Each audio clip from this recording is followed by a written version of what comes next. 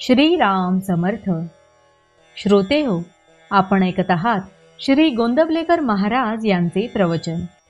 निश्चयपूर्वक नामस्मरण आणि चित्तशुद्धी. मला अजून अमुक करायचे आहे ही कल्पना सोडून द्यावी. आता मी परमेश्वराचा झालो, आता मला काही करायचे राहिले नाही अशी मनाची स्थिती झाली पाहिजे.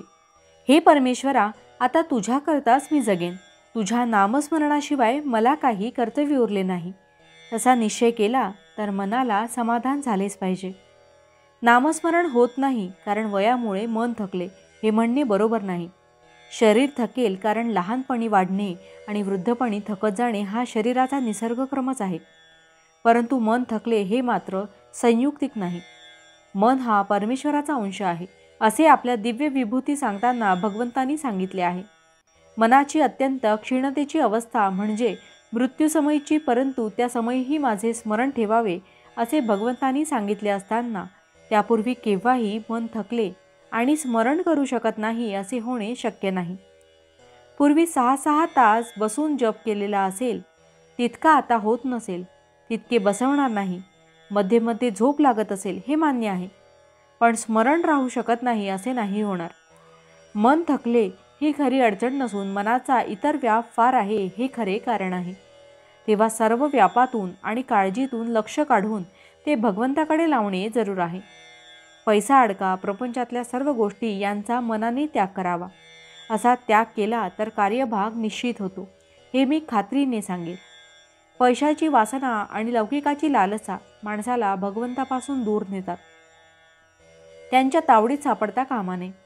लोकेशणा आणि धनेच्छा या दोन्ही गोष्टींचा संबंध प्रपंचात वावरत असताना येणारच, तो टाळता येणे कठीण आहे.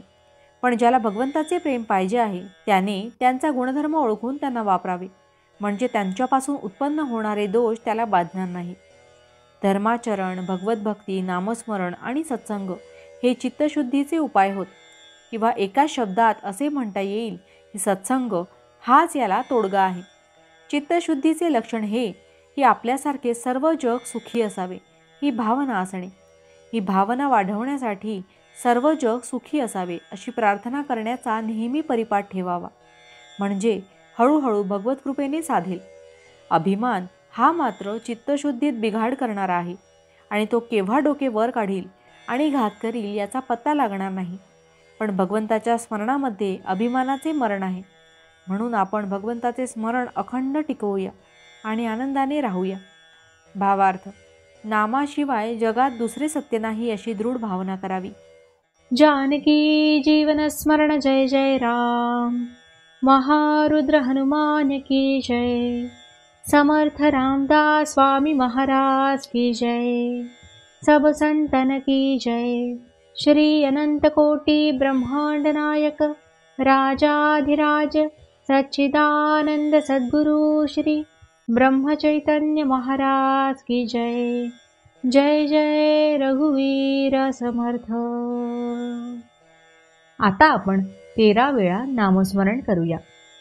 श्रीराम जय राम जय जय राम. श्रीराम जय राम जय जय राम. श्रीराम जय राम जय जय राम. श्रीराम जय राम जय जय राम. श्रीराम जय राम जय जय राम.